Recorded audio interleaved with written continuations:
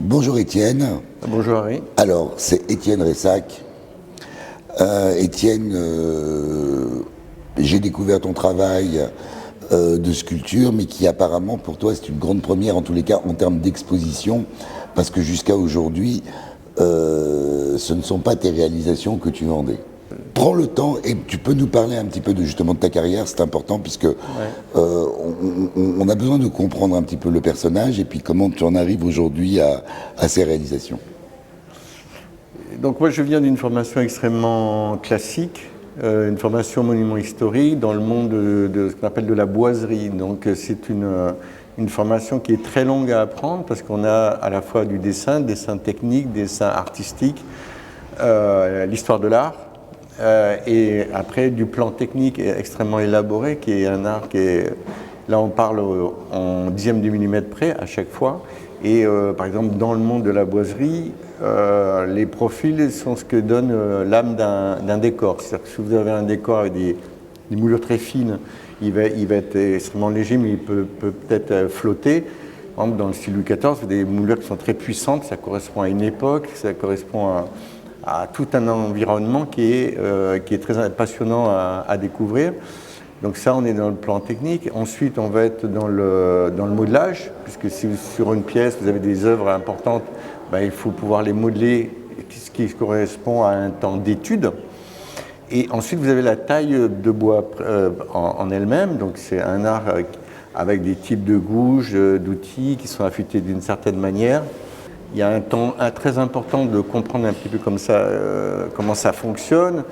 Et ensuite, il y a l'étude des styles en eux-mêmes qui est aussi très longue. Et je dis toujours, il faut avoir vu faire et fait. Donc vous voyez, vous avez 3 applications. Donc ça, c'est ma formation que j'ai développée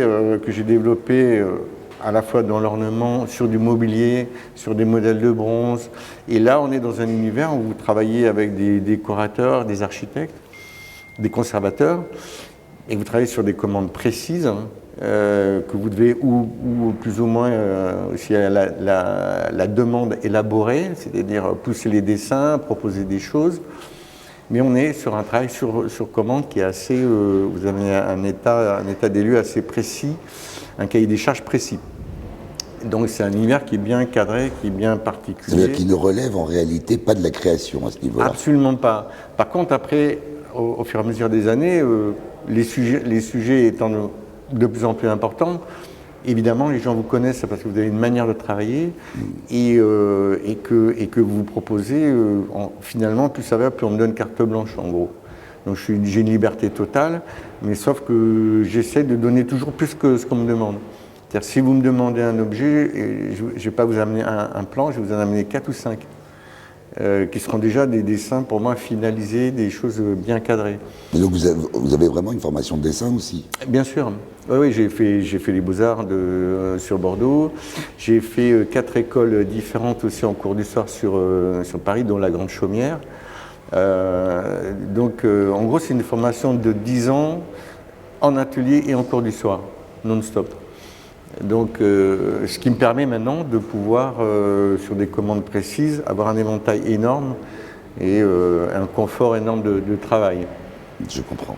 Donc, voilà. Et la bascule? Et la bascule, elle s'est fait un jour qui est partie d'une commande où j'ai une personne qui revenait d'Afrique et qui me montre une photo. C'était un hippopotame qu'il n'avait pas pu acheter. Et je trouvais qu'il il avait des formes très contemporaines, très cubiques, avec des plans. Et bon, je lui fais ces hippopotames, il repart avec, très content.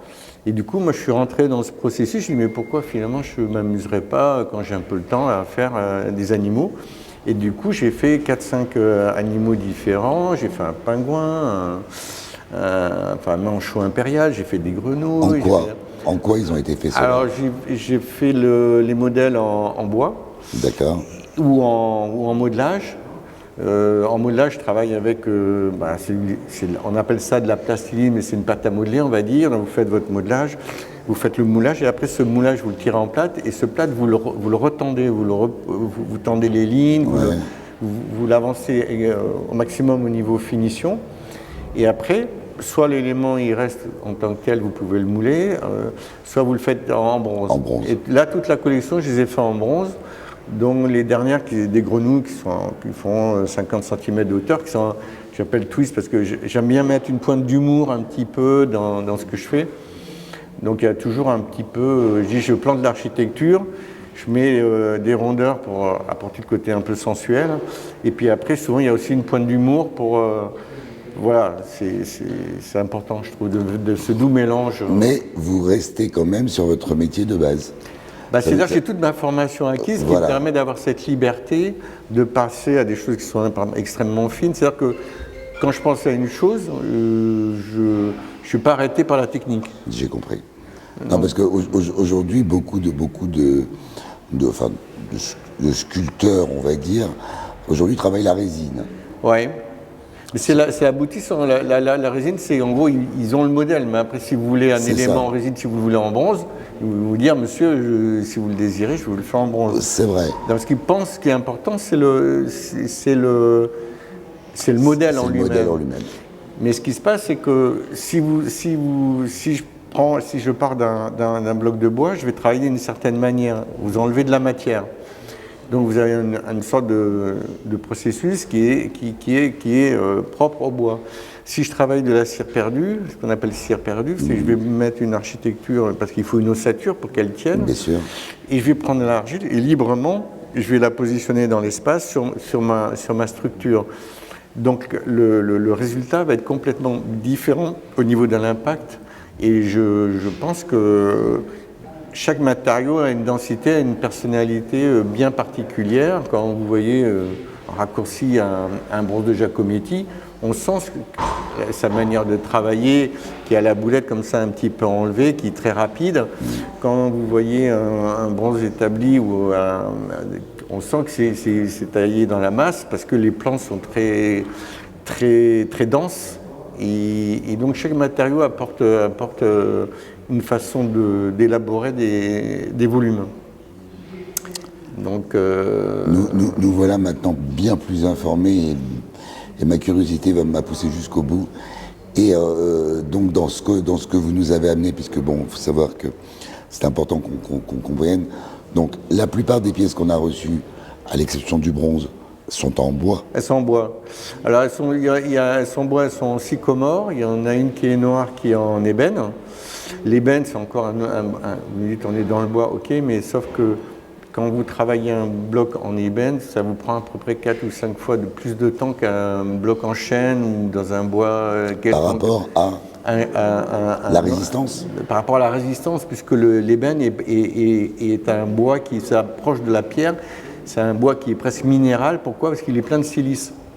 D'accord. Donc quand vous le travaillez, en réalité, vous avez deux problèmes. C'est que ça désaffûte les outils en permanence.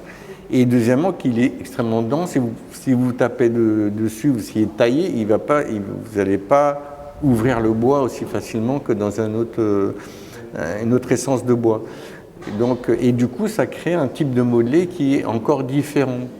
Et qui va se finir presque comme un marbre. C'est-à-dire que vous mettez beaucoup de temps après en finish, vous le poncez, mais après vous le polissez.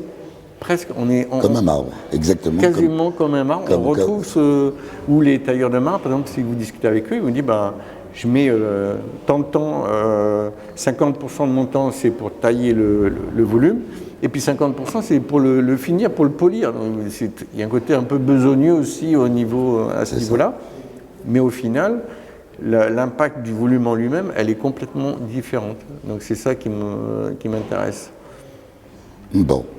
Voilà. Merci beaucoup Étienne. En tout merci cas, à vous. C'est un vrai plaisir. Partagez. Et voilà. Et puis on espère se revoir. Merci.